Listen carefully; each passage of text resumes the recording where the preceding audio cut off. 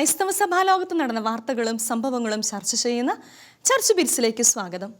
വിവാഹം കഴിഞ്ഞ് 25 വർഷത്തിന് ശേഷം 50-ാമത്തെ വയസ്സിൽ ക്രൈസ്തവ വിശ്വാസത്തിലേക്ക് കടന്നു വന്ന പുഷ്കല എഴുതിപ്പാടിയ ക്രിസ്തീയ ഭക്തിഗാനവും പുഷ്കലയുടെ ദൈവാനുഭവവും ഈ ആഴ്ചത്തെ ചർച്ച് ബീറ്റ്സിന്റെ പ്രേക്ഷകരിലേക്ക് എത്തിക്കുകയാണ്.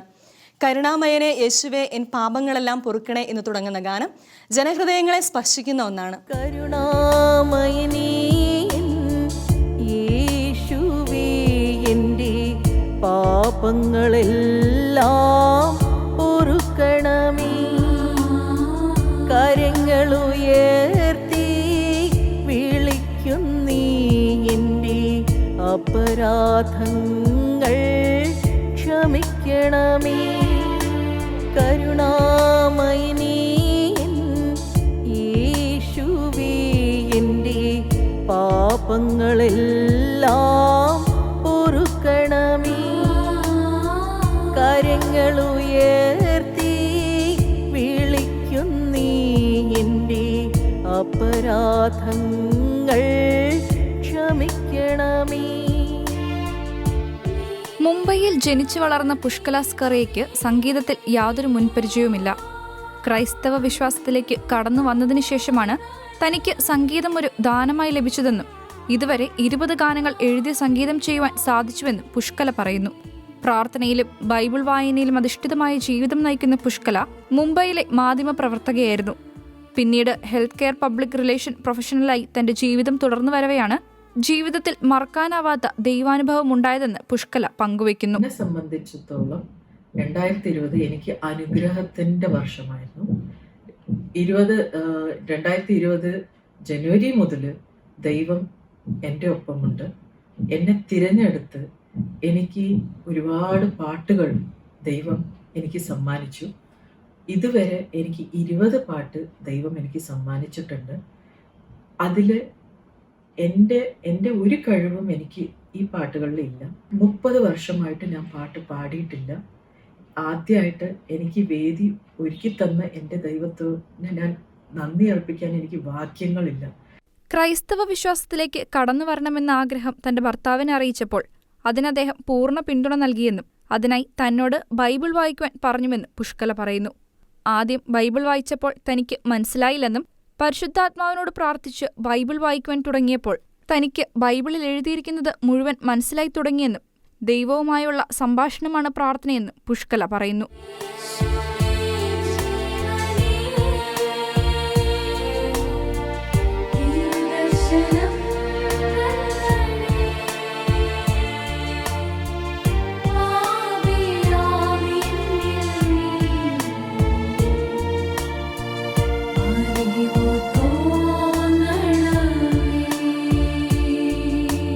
കരുണാമയനേ യേശുവേ എൻ്റെ പാപങ്ങളെല്ലാം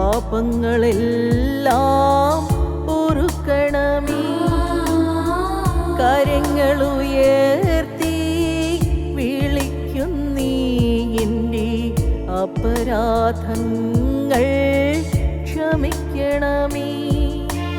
ജനമനസ്സുകളിൽ ആശ്വാസം പകരുന്ന മനോഹര ഗാനങ്ങളാണ് പുഷ്കലയുടെ തൂലികയിൽ പിറവിയെടുക്കുന്നത്.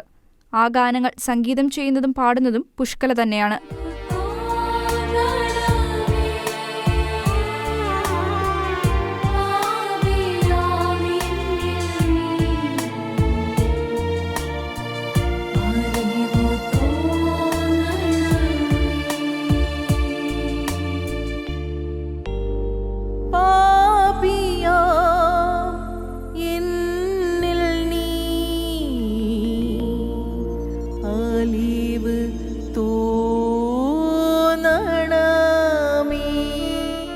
ഇനി ക്രിസ്തുമസ് വിശേഷങ്ങളിലേക്ക്.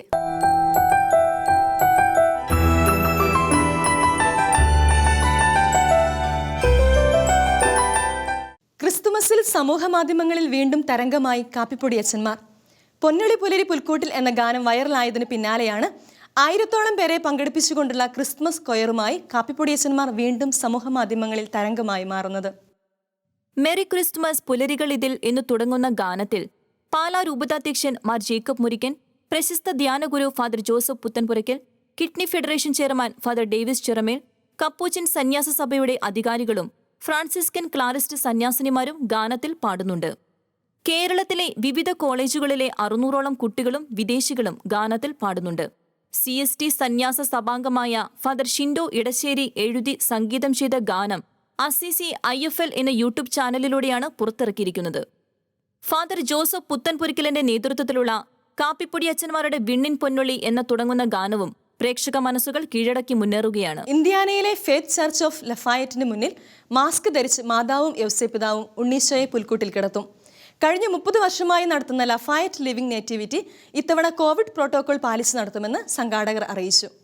1991 മുതൽ ഫെയ്ത്ത് ആതിഥേയത്വം വഹിച്ച ലഫായറ്റ് ലിവിംഗ് നേറ്റിവിറ്റി പകർച്ചവ്യാധി കാലത്തിൽ സാധാരണ രീതിയിൽ നടക്കുന്ന ചുരുക്കം ചില ക്രിസ്തുമസ് പാരമ്പര്യങ്ങളിലൊന്നായി മാറിയിരിക്കുകയാണ്. ഉണ്ണിയേശുവിന്റെ ജനനത്തിന്റെ തത്സമയ ദൃശ്യാവിഷ്കാരമാണ് ലഫായറ്റ് ലിവിംഗ് നേറ്റിവിറ്റി. ഇതിനായി ഉപയോഗിക്കുന്ന മൃഗങ്ങളും ജീവനുള്ളവയാണ്. യേശുവിന്റെ ജനനത്തിന്റെ ഭാഗം ബൈബിളിൽ നിന്ന് വായിക്കുകയും അതിനെ ദൃശ്യമായി ആവിഷ്കരിക്കുന്നതുമാണ് ലഫായറ്റ് ലിവിംഗ് നേറ്റിവിറ്റിയിലൂടെ നടക്കുന്നത്. ഉണ്ണിയേശുവിന്റെ ജനനം കാണുവാൻ ഒട്ടനവധി ആളുകളാണ് ഇവിടെ എത്തുന്നത്. ആളുകൾക്ക് അവരുടെ സൗകര്യാനുസൃതം നടന്നും കാറിലിരുന്നും ഇവ ദർശിക്കാമെന്നതാണ് ഇതിന്റെ ഏറ്റവും വലിയ പ്രത്യേകത. എന്നാൽ ഈ വർഷം കോവിഡ് നിയന്ത്രണങ്ങൾ ഉള്ളതിനാൽ ആളുകൾക്ക് നടന്നുകൊണ്ട് ഈ ദൃശ്യവിസ്മയം കാണുവാൻ സാധിക്കില്ല. ഒത്തിരിയേറെ വിപുലമാക്കാതെയാണ് ലിവിംഗ് നേറ്റിവിറ്റിക്ക് രൂപം കൊടുത്തതെന്ന് Methodist church pastor Jonathan Anderson പറഞ്ഞു. അഡ്വെന്റ് ലൂതറൻ ചർച്ചിന്റെ ലൈവ് നേറ്റിവിറ്റി ആഘോഷം 50-ാം വാർഷികത്തിലെത്തിയിരിക്കുകയാണ്. ഈ 50-ാം വാർഷികം കോവിഡ് നിയന്ത്രണങ്ങൾ ഉള്ളതിനാൽ വളരെ മിതമായ രീതിയിൽ ആഘോഷിക്കാനാണ് തീരുമാനിച്ചിരിക്കുന്നതെന്നും പാസ്റ്റർ ആരോൺ ലീ പറഞ്ഞു. 2017 രൂപകൽപ്പന ചെയ്ത ലോകത്തിലെ ഏറ്റവും ചെറിയ തിരുപ്പിറവി ദൃശ്യം വീണ്ടും ശ്രദ്ധയാകർഷിക്കുന്നു. മൈക്രോസ്കോപ്പിലൂടെ മാത്രമേ നാനോ ഹോളി ഫാമിലി എന്നറിയപ്പെടുന്ന തിരുപ്പിറവി ദൃശ്യം കാണാനാവൂ. ലിഥുവാനിയൻ സർക്കാരിന്റെ സഹകരണത്തോടെ വിലിനസ് യൂണിവേഴ്സിറ്റിയിലെ ശാസ്ത്രജ്ഞരാണ് തിരുപ്പിറവിയുടെ മൈക്രോസ്കോപ്പിക് മോഡലിന് രൂപം നൽകിയത്. 30ഓളം വിദഗ്ധർ ഏകദേശം 3 മാസത്തോളം എടുത്താണ് ലോകത്തിലെ ഏറ്റവും വലിപ്പം കുറഞ്ഞ തിരുപ്പിറവി ദൃശ്യം നിർമ്മിച്ചത്. 3D പ്രിന്റിംഗ് സാങ്കേതിക വിദ്യയുടെ സഹായത്താലാണ് ഇതിന് രൂപകൽപ്പന നൽകിയത്. ലിഥുവാനിയയിലെ വിലിനസ് കത്തീഡ്രൽ സ്ക്വയറിലെ തിരുപ്പിറവി ദൃശ്യത്തിന്റെ മൈക്രോസ്കോപ്പിക് മോഡലാണ് ശാസ്ത്രജ്ഞർ നിർമ്മിച്ചത്. വളരെ സൂക്ഷ്മമാണെങ്കിലും വ്യത്യസ്തവും മനോഹരവുമായ രീതിയിലാണ് നാനോ ഹോളി ഫാമിലിയുടെ രൂപകൽപ്പന. ഒരു സൂചിക്കൊഴലിന്റെ ഉള്ളിൽ ഈ ദൃശ്യം സുഗമമായി സ്ഥാപിക്കാനാകും എന്ന് പറയുമ്പോൾ തന്നെ ഇത് എത്രമാത്രം ചെറുതാണെന്ന് നമുക്ക് ഊഹിക്കാൻ കഴിയും. 2017 ലിഥുവാനിയൻ പ്രസിഡന്റായിരുന്ന Dalia Grybauskaite nano holy family രൂപം മാർപ്പാപ്പയ്ക്ക് സമ്മാനമായി നൽകിയിരുന്നു. ഗിന്നസ് വേൾഡ് റെക്കോർഡിന്റെ ഔദ്യോഗിക അംഗീകാരത്തിനായി ഈ മൈക്രോസ്കോപ്പിക് തിരുപ്പിറവി ദൃശ്യം സമർപ്പിച്ചിരിക്കുകയാണ് ഇതിന്റെ അണിയറ ശില്പികൾ. തങ്ങൾ നിർമ്മിച്ച നാനോ ഹോളി ഫാമിലിയെപ്പറ്റി ശാസ്ത്രജ്ഞർ വെബ്സൈറ്റിൽ കുറിച്ചത് ഇപ്രകാരമായിരുന്നു: ചിലപ്പോൾ ഏറ്റവും പ്രധാനപ്പെട്ടതും ശ്രദ്ധേയവുമായ കാര്യങ്ങൾ മനുഷ്യന്റെ നഗ്നനേത്രങ്ങൾ കൊണ്ട് കാണാൻ സാധിക്കില്ല. പക്ഷേ അത് യാഥാർത്ഥ്യവും സത്യവുമാണ്. ഇത് ലോകത്തിലെ ഏറ്റവും ചെറിയ തിരുപ്പിറവി ദൃശ്യം. നമ്മുടെ നേത്രങ്ങൾ കൊണ്ട് ഇത് കാണാൻ സാധിക്കുന്നില്ലെങ്കിലും ഇത് യാഥാർത്ഥ്യമാണ്. അത് ഇവിടെ തന്നെയുണ്ട്. ക്രിസ്മസ് ആഘോഷങ്ങളിലെ അവിഭാജ്യ ഘടകമാണ് പുൽക്കൂടുകൾ. പുൽക്കൂട്ടിൽ സാധാരണയായി ഉണ്ണിയേശുവും മാതാവും യൗസേപിതാവും ആട്ടിടയരുമൊക്കെയാണുള്ളത്. എന്നാൽ അസീസിയിലെ വിശുദ്ധ ഫ്രാൻസിസ് അസീസി ബസിലിക്കയിൽ പുൽക്കൂട്ടിൽ ഒരു നേഴ്സ് കൂടിയുണ്ട്. ആരോഗ്യ പ്രവർത്തകരോടുള്ള ആദര സൂചകമായിട്ടാണിത്. അതിൽ പുൽക്കൂട് കൂടി ഉണ്ടാകണം. അതിനാലാണ് ഈ കോവിഡ് മഹാമാരിയുടെ കാലത്ത് സ്വജീവൻ പോലും പണയപ്പെടുത്തി ശുശ്രൂഷ ചെയ്യുന്ന ആരോഗ്യ പ്രവർത്തകർക്ക് വിശുദ്ധ ഫ്രാൻസിസിന്റെ നാമധേയത്താൽ വിഖ്യാതമായ അസീസി നഗരം ആദരസൂചകമായി ഇത്തരത്തിലുള്ള ഒരു പുൽക്കൂട് നിർമ്മിച്ചത്. ദ ക്രിസ്മസ് ഓഫ് ഫ്രാൻസിസ് എന്ന പേരിൽ ഇറ്റലിയിലെ അസീസി ബസിലിക്കയിലാണ് പുൽക്കൂട് ക്രമീകരിച്ചിരിക്കുന്നത്. അതോടൊപ്പം മൾട്ടിമീഡിയ പ്രൊജക്ഷൻ സാങ്കേതിക വിദ്യ ഉപയോഗിച്ചുകൊണ്ടുള്ള ദൃശ്യാവിഷ്കാരവും ബസിലിക്കയിൽ ഉണ്ടാകും. പരിശുദ്ധ അമ്മയുടെ അമലോത്ഭവ തിരുനാളിനോടനുബന്ധിച്ച് ആരംഭം കുറിച്ച ആഘോഷ പരിപാടികൾ എപ്പിഫനി തിരുനാളായ ജനുവരി 6 വരെ നീണ്ടുനിൽക്കുന്നതാണ്. പുൽക്കൂട്ടിലെ 50 ഇടയന്മാരുടെ കൂട്ടത്തിലാണ് നേഴ്സിന്റെ രൂപവും ഉൾപ്പെടുത്തിയിരിക്കുന്നത്. അസീസിയിലെ ഫ്രാൻസിസ്കൻ സന്യാസ സമൂഹവും ഇറ്റലിയിലെ ഉംബ്രിയ റീജിയണും സംയുക്തമായാണ് ദ ക്രിസ്മസ് ഓഫ് ഫ്രാൻസിസ് സംഘടിപ്പിച്ചിരിക്കുന്നത്. 1223 വിശുദ്ധ ഫ്രാൻസിസ് അസീസിയാണ് പുൽക്കൂട് നിർമ്മിക്കുവാനുള്ള ആശയം രൂപപ്പെടുത്തിയതും ആദ്യമായി പുൽക്കൂട് നിർമ്മിച്ചതും. ജീവനുള്ള കാളകളെയും കഴുതകളെയുമൊക്കെ റോമിൽ ഒരു ഗുഹയിൽ കൊണ്ടുവന്നാണ് അദ്ദേഹം പുൽക്കൂട് നിർമ്മിച്ചത്. പിന്നീട് നൂറ്റാണ്ടുകൾ പിന്നിട്ടപ്പോൾ അതത് രാജ്യത്തെ സാംസ്കാരിക ഘടകങ്ങൾക്ക് അനുസരിച്ച് പുൽക്കൂടുകൾ വിവിധ രൂപവും ഭാവവും കൈവരിക്കുകയായിരുന്നു. വിശുദ്ധ ഫ്രാൻസിസ് അസിസി തുടക്കം കുറിച്ച പുൽക്കൂട്ടിലെ ആത്മീയതയുടെ പുനരുജ്ജീവനമാണ് മൾട്ടിമീഡിയ വീഡിയോ പ്രൊജക്ഷനിലൂടെ ലക്ഷ്യമിടുന്നതെന്ന് അസീസിയിലെ ഫ്രാൻസിസ്കൻ സഭാ നേതൃത്വം വ്യക്തമാക്കി. ക്രിസ്മസിന്റെ വരവറിയിച്ച് യേശുക്രിസ്തുവിന്റെ ജന്മദേശമായ ബെത്ലഹേമിൽ ക്രിസ്മസ് ട്രീയിൽ ദിവ്യപ്രഭ തെളിഞ്ഞു. കടുത്ത കോവിഡ് നിയന്ത്രണങ്ങൾക്ക് നടുവിലായിരുന്നു ദീപം തെളിയിക്കൽ ചടങ്ങ് സംഘടിപ്പിച്ചത്. മാനവകുലത്തിൽ സർവരക്ഷയ്ക്കായി ഭൂജാതനായ യേശു ക്രിസ്തു ലോകത്തിന്റെ പ്രകാശമാണെന്നും ഈ വെളിച്ചം വൈര്യത്തിന്റെ ഇരുളിനെ അകറ്റി സഹനത്തിനും ക്ഷമയ്ക്കും ഇടം നൽകുന്ന ആത്മാവിന്റെ പ്രകാശമാണെന്നും നമ്മെ ഓർമ്മപ്പെടുത്തുന്നതാണ് ദീപാലങ്കൃതമാകുന്ന ഓരോ ക്രിസ്മസ് ട്രീകൾ. മഹാമാരിയുടെ കാലമായതിനാൽ മുൻ വർഷങ്ങളിൽ നിന്ന് വിഭിന്നമായി ബെത്ലഹേമിലെ തിരുപ്പിറവി ദേവാലയത്തിന് പുറത്തു നടന്ന ആഘോഷ പരിപാടികളിൽ വളരെ ചെറിയ സംഘം ആളുകൾ മാത്രമാണ് പങ്കെടുത്തത്. കോവിഡ്-19 നിയന്ത്രണങ്ങൾക്ക് നടുവിലായിരുന്നു ഇത്തവണത്തെ ദീപം തെളിയിക്കൽ ചടങ്ങ് ഒരുക്കിയത്. 50 പേരിൽ കൂടുതൽ ഒരു സമയത്ത് ഒരുമിച്ച് കൂടരുതെന്ന നിയന്ത്രണമാണ് ബെത്ലഹേമിൽ നിലവിലുള്ളത്. അതിനാൽ തന്നെ വിശുദ്ധ കുർബാന അർപ്പണത്തിലും മറ്റു തിരുപ്പിറവി ആഘോഷ പരിപാടികളിലും ഇതേ നിയന്ത്രണം ബാധകമാണ്. വർഷങ്ങളായി ആയിരക്കണക്കിന് ആളുകളാണ് ക്രിസ്തുമസ് ആഘോഷങ്ങളിൽ പങ്കെടുക്കുവാൻ ബെത്ലഹേമിൽ എത്തിച്ചേർന്നുകൊണ്ടിരുന്നത്. കോവിഡ് അതിവേഗം പടരുന്ന സാഹചര്യം കണക്കിലെടുത്ത് കടുത്ത നിയന്ത്രണങ്ങളുടെ നടുവിലാണ് ബെത്ലഹേമും സമീപ പ്രദേശങ്ങളും. കൊറോണ പകർച്ചവ്യാധിയുടെ ഭാഗമായി രാജ്യാതിർത്തികളും ദേവാലയങ്ങളും അടയ്ക്കപ്പെട്ടിരിക്കുന്നതിനിടയിലും പതിവ് തെറ്റിക്കാതെ പീസ് ലൈറ്റ് ഓഫ് ബെത്ലഹേം ആചരണം ഇക്കൊല്ലവും ആരംഭിച്ചു. വികലാംഗരായ കുട്ടികൾക്ക് വേണ്ടിയുള്ള കാരുണ്യപ്രവൃത്തിയുടെ ഭാഗമായാണ് പീസ് ലൈറ്റ് ഓഫ് ബെത്ലഹേം ആരംഭിച്ചത്. ബെത്ലഹേമിലെ തിരുപ്പിറവി ദേവാലയത്തിലെ 14 ഇതളുകളുള്ള നക്ഷത്രത്തിന്റെ മുകളിൽ തൂക്കിയിട്ടിരിക്കുന്ന എണ്ണവിളക്കിൽ നിന്നും ഓസ്ട്രിയയിലും പിന്നീട് വിവിധ രാഷ്ട്രങ്ങളിലും എത്തിക്കുവാനുള്ള സമാധാനത്തിന്റെ റാന്തലിന് പ്രകാശം പകർന്നുവെന്ന് Austrian public broadcasting corporation report ചെയ്യുന്നു.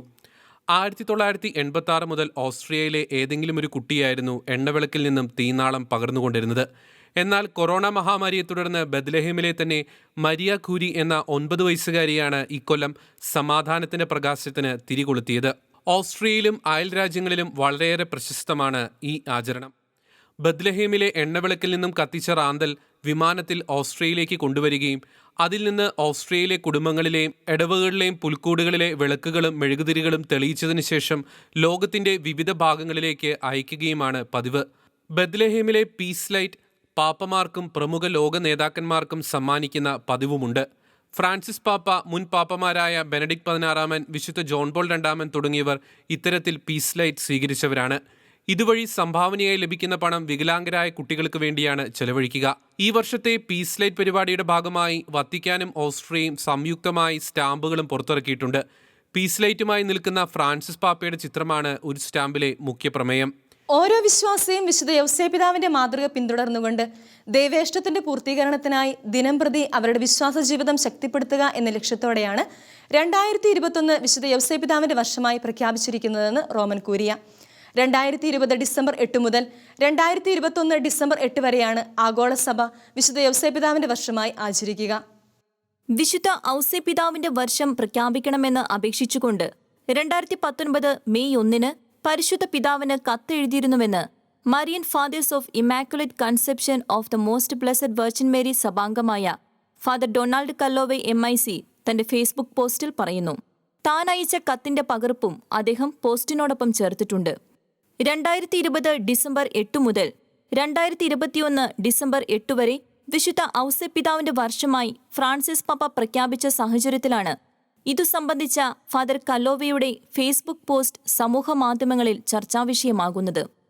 ഓരോ വിശ്വാസിയും വിശുദ്ധ ഔസേപിതാവിന്റെ മാതൃക പിന്തുടർന്നുകൊണ്ട് ദൈവേഷ്ടത്തിന്റെ പൂർത്തീകരണത്തിനായി ദിനംപ്രതി അവരുടെ വിശ്വാസ ജീവിതം ശക്തിപ്പെടുത്തുക എന്ന ലക്ഷ്യത്തോടെയാണ് വിശുദ്ധ ഔസേപിതാവിന്റെ വർഷം പ്രഖ്യാപിച്ചിരിക്കുന്നതെന്ന് റോമൻ കൂരിയയുടെ അപ്പസ്തോലിക പെനിറ്റൻഷ്യറി ഡിക്കാസ്റ്ററി പുറത്തുവിട്ട ഡിക്രിയിൽ പറയുന്നു.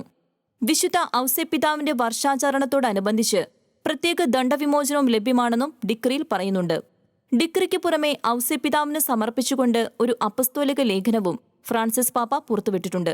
ഔസേപിതാവിൽ ഒരു മധ്യസ്ഥനെയും സഹായിയെയും കഷ്ടതകൾ നിറഞ്ഞ സമയത്ത് നമ്മളെ നയിക്കുന്ന ഒരു മാർഗദർശിയെയും നമുക്ക് ദർശിക്കാനാവുമെന്ന് പിതാവിന്റെ ഹൃദയത്തോടെ എന്ന് പേരിട്ടിരിക്കുന്ന പാട്രിസ് കോഡെ എന്ന പാപ്പയുടെ അപ്പസ്തോലിക ലേഖനത്തിൽ പറയുന്നു. മഹാമാരിയുടേതായ നിലവിലെ സാഹചര്യത്തിൽ വിശുദ്ധ ഔസേപ്പിതാവിന്റെ വർഷാചരണത്തോടനുബന്ധിച്ചുള്ള പ്രത്യേക ദണ്ഡവിമോചനം പ്രായമായവർക്കും രോഗികൾക്കും വീട്ടിൽ നിന്ന് പുറത്തുപോകാൻ കഴിയാത്തവർക്കും ലഭ്യമാണെന്നും ഡിക്രിയിൽ പറയുന്നുണ്ട്. 1870 ഡിസംബർ 8 പയസ് 9 പാപ്പ വിശുദ്ധ ഔസേപ്പിതാവിനെ ആഗോള സഭയുടെ മധ്യസ്ഥനായി പ്രഖ്യാപിച്ചത്. അതേസമയം ആഗോള കത്തോലിക്ക സഭയിൽ വിശുദ്ധ ഫ്രാൻസിസ് മാർപ്പാപ്പ പ്രഖ്യാപിച്ച വിശുദ്ധ ഔസേപ്പിതാവിന്റെ വർഷത്തിന് ഗ്രേറ്റ് ബ്രിട്ടൻ സീറോ മലബാർ രൂപതയിൽ ഔദ്യോഗികമായ തുടക്കം കുറിച്ചു. യേശുവിനെ വളർത്തിയ വിശുദ്ധ ഔസേപ്പിതാവിന്റെ മാതൃക സഭയെ വളർത്തുന്നതിൽ ഓരോ വിശ്വാസിയും സ്വീകരിക്കണമെന്ന് തന്റെ ഉദ്ഘാടന സന്ദേശത്തിൽ രൂപതാധ്യക്ഷൻ മാർ ജോസഫ് സ്രാമ്പിക്കൽ പറഞ്ഞു. 2021 വിശുദ്ധ ഔസേപ്പിതാവിന്റെ വർഷമായി ആചരിക്കുവാൻ കേരളത്തിലെ കത്തോലിക്ക വിശ്വാസി സമൂഹത്തോട് കേരള കത്തോലിക്ക മെത്രാൻ സമിതി ആഹ്വാനം ചെയ്തു. 2021 മരിയൻ വർഷമായി ആചരിക്കാനായിരുന്നു KCBCയുടെ തീരുമാനമെന്നും വിശുദ്ധ ഔസേപ്പിതാവിന്റെ വർഷമായി ആചരിക്കുവാനുള്ള ഫ്രാൻസിസ് പാപ്പയുടെ പ്രഖ്യാപനത്തിന്റെ പശ്ചാത്തലത്തിലാണ് 2021 വിശുദ്ധ ഔസേപ്പിതാവിന്റെ വർഷമായി ആചരിക്കാൻ KCBCയുടെ ആഹ്വാനമെന്നും KCBC പുറത്തിറക്കിയ വാർത്താക്കുറിപ്പിൽ പറയുന്നു. റോമിൽ നിന്ന് ലഭിക്കുന്ന നിർദ്ദേശമനുസരിച്ച് അതത് രൂപതകൾ പ്രവർത്തന പദ്ധതികൾ ആവിഷ്കരിച്ച് ഈ വർഷാചരണം ആത്മീയ ഉണർവിന് ഉതകുന്നതാക്കണമെന്ന് KCBC president cardinal Mar George Alencherry നിർദ്ദേശിച്ചു. Kanjirappally Pazhayapally major archiepiscopal Marian തീർത്ഥാടന കേന്ദ്രമായി സീറോ മലബാർ സഭ major archbishop cardinal Mar George Alencherry പ്രഖ്യാപിച്ചു. ചടങ്ങിൽ അക്കരപ്പള്ളി പഴയപള്ളിയുടെ ആർച്ച് പ്രീസ്റ്റായി ഫാദർ വർഗീസ് പരിന്തിരിക്കലിനെ നിയമിച്ചു. കത്തീഡ്രൽ വികാരി ഫാദർ വർഗീസ് പരിന്തിരിക്കലിനെ ആർച്ച് പ്രീസ്റ്റായി ഉയർത്തിക്കൊണ്ടുള്ള ഡിക്രി ഫാദർ എബ്രഹാം കാവിൽപ്പുറയിടത്തിൽ വായിച്ചു. തുടർന്ന് ഫാദർ വർഗീസ് പരിന്തിരിക്കലിനെ അക്കരപ്പള്ളി പഴയപ്പള്ളിയുടെ ആർച്ച് പ്രീസ്റ്റായി നിയമിച്ചുകൊണ്ടുള്ള ഡിക്രി കർദിനാൾ മാർ ജോർജ് ആലഞ്ചേരി കൈമാറി. 600 വർഷം പഴക്കമുള്ള അക്കരപ്പള്ളിയെ മേജർ ആർക്കി എപ്പിസ്കോപ്പൽ ദേവാലയമാക്കി ഉയർത്തിയതിനു ശേഷമുള്ള ആദ്യ ദിവ്യബലിക്ക് കർദിനാൾ മാർ ജോർജ് ആലഞ്ചേരി മുഖ്യ കാർമ്മികത്വം വഹിച്ചു. കാഞ്ഞിരപ്പള്ളി രൂപതാധ്യക്ഷൻ Mar Jose Pulickal, Mar Mathew Arackal, Curia bishop Mar Sebastian Vanipurackal, Father Varghese Parinthirickal, Father Abraham Kavilpurayidathil, Father Joseph Vellamattathil എന്നിവർ ദിവ്യബലിക്ക് സഹകാർമ്മികത്വം വഹിച്ചു. സഭയിൽ കൂട്ടായ്മയും ഐക്യവും സമാധാനം വളർത്തുകയെന്ന ലക്ഷ്യത്തോടെയാണ് ഓരോ രൂപതയിൽ നിന്നും ഒരു ദേവാലയത്തെ മേജർ ആർക്കി എപ്പിസ്കോപ്പൽ ദേവാലയമാക്കി ഉയർത്തുന്നതെന്ന് കർദിനാൾ മാർ ജോർജ് ആലഞ്ചേരി ദിവ്യബലി മധ്യയുള്ള സന്ദേശത്തിൽ പറഞ്ഞു.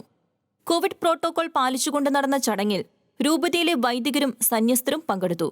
അക്കരയമ്മ കത്തീഡ്രൽ SMYM എന്ന യൂട്യൂബ് ചാനലിലൂടെ തത്സമയം സംപ്രേഷണം ചെയ്ത ചടങ്ങുകളിൽ ഓൺലൈനിലൂടെ 10,000-ാണ് പങ്കെടുത്തത്. ഫ്രാൻസിസ് മാർപ്പാപ്പ നൽകിയ ആംബുലൻസിൽ ഇനി മുതൽ കോവിഡ് ടെസ്റ്റുകളും നടത്തും.